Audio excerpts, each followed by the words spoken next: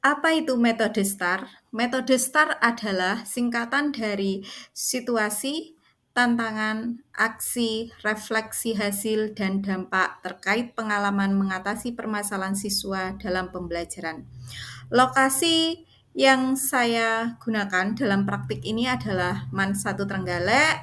Tujuan yang ingin dicapai dalam praktik baik ini adalah meningkatkan kemampuan menulis teks anekdot siswa kelas 10 MAN 1 Trenggalek dengan penerapan model project based learning berbantuan TIPEK.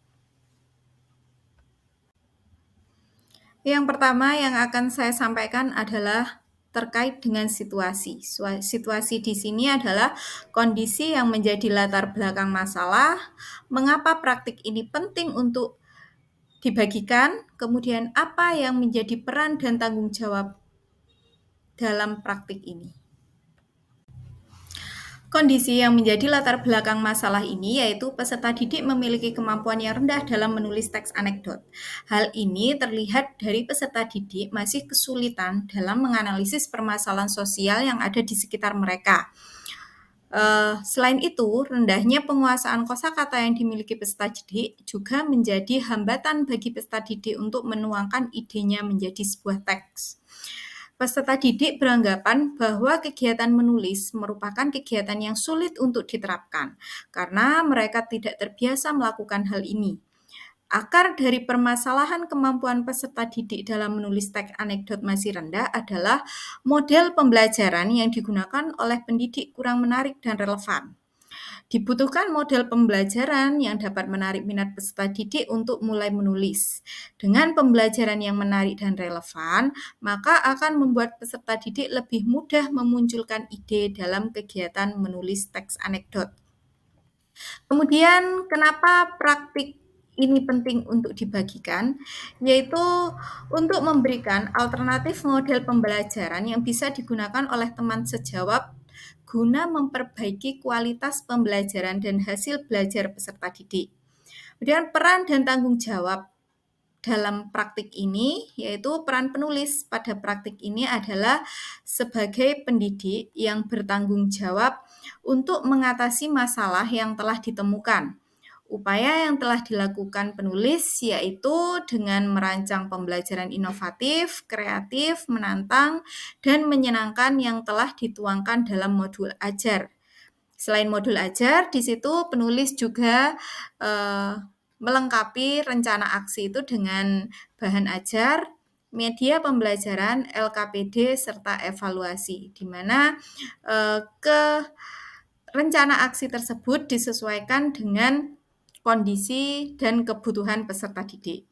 Kemudian, pendidik melaksanakan kegiatan sesuai dengan perangkat pembelajaran yang telah dirancang tersebut. Kemudian untuk tantangan di sini terdiri dari apa saja yang menjadi tantangan untuk mencapai tujuan tersebut, kemudian siapa yang terlibat dalam praktik tersebut. Tantangan yang ditemui oleh penulis untuk mencapai tujuan praktik ini, yang pertama itu berdasarkan dari dalam diri pendidik sendiri, yaitu keterbatasan waktu dalam mempersiapkan pembelajaran inovatif. Jadi, ketika mempersiapkan pembelajaran yang inovatif itu dibutuhkan waktu yang lebih panjang daripada menyiapkan pembelajaran yang monoton atau yang tidak inovatif.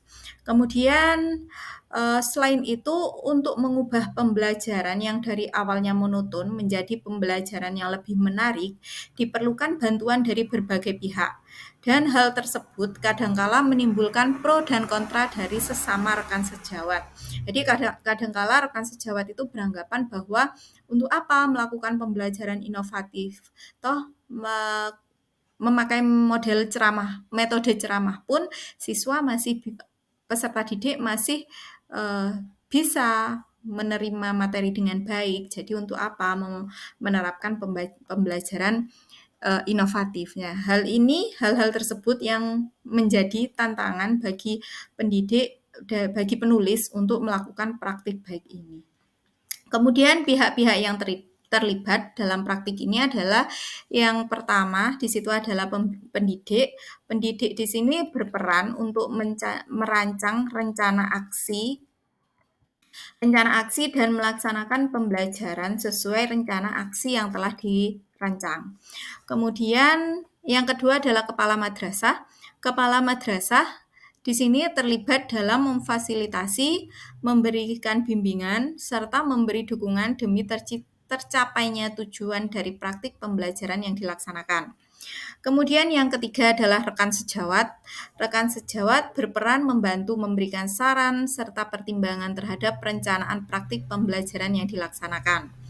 Kemudian yang keempat adalah peserta didik kelas 10. Peserta didik kelas 10 di sini berperan sebagai peserta yang terlibat langsung dalam praktik pembelajaran ini untuk mencapai tujuan pembelajaran yang diharapkan. Kemudian yang kelima adalah orang tua peserta didik. Orang tua peserta didik di sini berperan memberikan dukungan serta sumber daya kepada anaknya untuk mengikuti pembelajaran di sekolah. Kemudian yang ketiga adalah aksi. Aksi di sini terdiri dari langkah-langkah apa yang dilakukan untuk menghadapi tantangan tersebut, kemudian strategi apa yang digunakan atau bagaimana prosesnya, kemudian siapa saja yang terlibat atau apa. Kemudian yang keempat adalah apa saja sumber daya atau materi yang diperlukan untuk melaksanakan strategi ini. Langkah-langkah yang dilakukan untuk menghadapi tantangan tersebut yang pertama adalah berkoordinasi dengan kepala madrasah. Penulis berkoordinasi dengan kepala madrasah mengenai waktu, tempat, fasilitas yang akan digunakan demi kelancaran pelaksanaan praktik pembelajaran ini. Kemudian yang kedua adalah mengkaji literatur.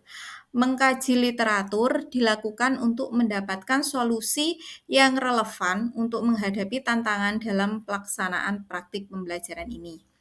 Kemudian yang ketiga, melakukan wawancara dengan kepala madrasah, teman sejawat, pengawas sekolah, dan pakar.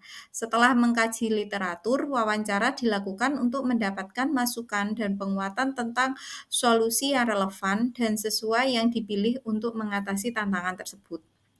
Kemudian yang keempat adalah menyusun rencana aksi. Penulis menyusun rencana aksi dalam bentuk modul ajar, bahan ajar, media, LKPD, dan evaluasi untuk mencapai tujuan pembelajaran yang diinginkan.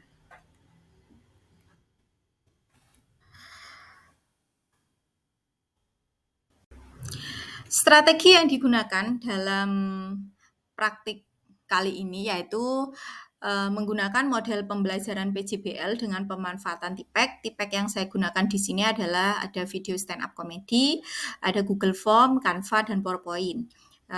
Model project based learning di sini bertujuan untuk mengembangkan kemampuan berpikir peserta didik dan menghasilkan produk pada peserta didik.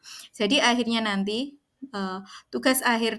hasil akhir dari model pembelajaran ini adalah berupa komik anekdot yang di situ komik anekdot dibuat menggunakan bantuan dari aplikasi Canva. Nah, pada praktik pembelajaran ini kegiatan terlaksana sesuai dengan modul ajar, jadi terlaksana sesuai dengan rencana yang sudah dibuat, yaitu yang terdapat di modul ajar, yaitu berupa kegiatan pendahuluan, kemudian ada kegiatan inti. Kegiatan inti di sini terdiri dari yang pertama adalah mengajukan pertanyaan mendasar, di mana pada kegiatan mengajukan pertanyaan mendasar di situ saya menayangkan sebuah video stand up comedy dan siswa di situ merasa antusias ketika menyimak video tersebut.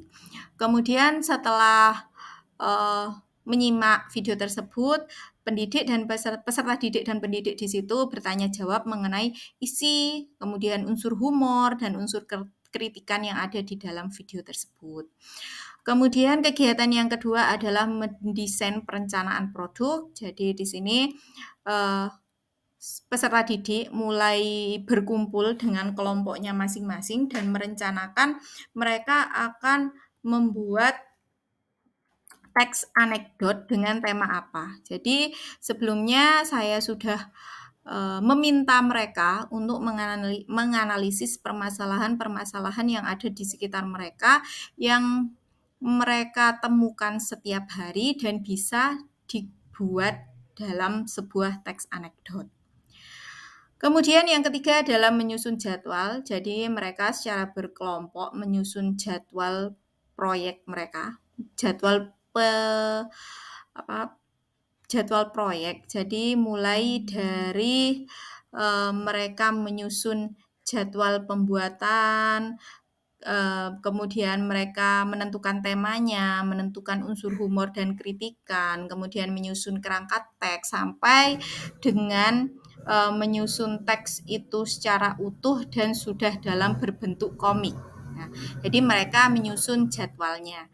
Saya memberikan rentang waktu sekitar 2 minggu atau 3 kali pertemuan untuk menyelesaikan proyek tersebut.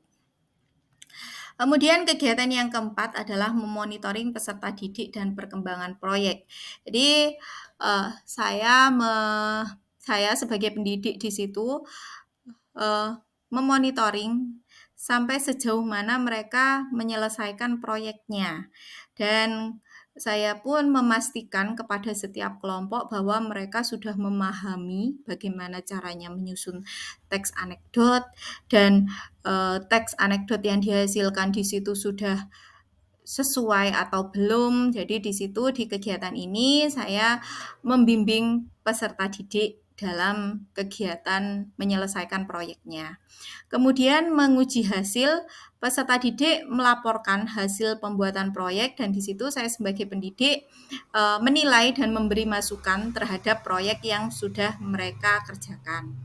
Kemudian di tahap evaluasi dan pengalaman, di situ setelah mereka mendapatkan masukan dari saya sebagai pendidik dan dari teman kelompok lain, mereka mempublikasikan hasil karya mereka di media sosial mereka masing-masing. Ada yang di Instagram, ada yang di TikTok, dan media yang lain. Nah, kegiatan berikutnya adalah kegiatan penutup, yaitu kegiatan penutup di situ menyimpulkan pembelajaran yang telah dilaksanakan, kemudian melakukan evaluasi dan melakukan refleksi. Kemudian pihak yang terlibat dalam pelaksanaan praktik pembelajaran ini antara lain pendidik, kemudian kepala madrasah, rekan sejawat, peserta didik kelas 10, dan orang tua peserta didik. Dan sumber daya yang digunakan dalam praktik ini adalah laptop, LCD proyektor, dan pengeras suara. Pengeras suara di sini digunakan ketika saya menampilkan sebuah video stand up comedy. Di situ saya membutuhkan pengeras suara agar semua yang peserta didik yang ada di dalam ruangan itu bisa mendengar percakapan atau bisa mendengar apa yang disampaikan oleh komika yang ditayangkan. Kemudian jaringan internet di sini bersumber dari fasilitas madrasah sehingga tidak ada biaya yang perlu dikeluarkan dalam pelaksanaan praktik pembelajaran ini. Refleksi hasil dan dampak di sini disebutkan bagaimana dampak dari aksi dari langkah-langkah yang dilakukan, kemudian hasilnya efektif atau tidak, kemudian bagaimana respon orang lain terkait dengan strategi yang dilakukan, kemudian apa yang menjadi faktor keberhasilan dari strategi yang dilakukan, kemudian apa pembelajaran dari keseluruhan proses tersebut. Dampak dari aksi pembelajaran ini yaitu peserta didik mendapat pengalaman baru, yakni peserta didik di situ contohnya mereka yang awalnya tidak terbiasa dengan mengisi dengan memindai barcode, mereka memindai QR code dengan untuk mengisi daftar hadir. Kemudian Melalui kegiatan itu mereka antusias karena hal ini baru pertama kali mereka lakukan, dan peserta didik juga lebih mudah dalam menentukan tema yang akan ditulis menjadi sebuah teks anekdot karena masalah yang mereka pilih adalah masalah sosial yang ada di sekitar mereka dan sering mereka alami.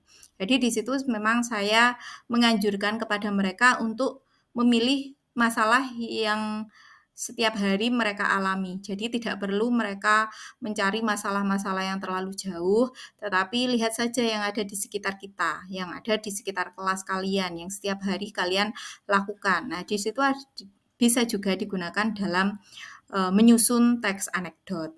Kemudian peserta didik juga antusias ketika mereka memilih template komik yang ada di Canva ataupun mendesain sendiri komiknya. Nah, kemudian mereka juga antusias dan bangga ketika hasil kerja mereka atau komik mereka dipublikasikan ke media sosial. Karena dengan begitu komik mereka akan dibaca oleh banyak orang. Jadi pada intinya kegiatan pembelajaran dengan model PJBL dengan memanfaatkan feedback ini merupakan pembelajaran yang menarik dan menyenangkan bagi peserta didik. Dan dari kegiatan itu dapat meningkatkan kemampuan menulis peserta didik sehingga tujuan kegiatan penerapan rencana aksi dapat tercapai. Penerapan praktik pembelajaran menggunakan model PJBL dengan pemanfaatan TIPEK sudah berjalan efektif. Hal ini terlihat pada perubahan sikap peserta didik pada saat pembelajaran. Mereka terlihat antusias, aktif, dan kreatif. Teks yang dihasilkan juga sesuai dengan tujuan pembelajaran. Melalui kegiatan refleksi dan tanya jawab singkat dalam kegiatan penutup, menunjukkan bahwa peserta didik lebih senang dan semangat dalam melaksanakan kegiatan pembelajaran. Hanya saja dibutuhkan waktu yang cukup panjang untuk menerapkan model pembelajaran ini.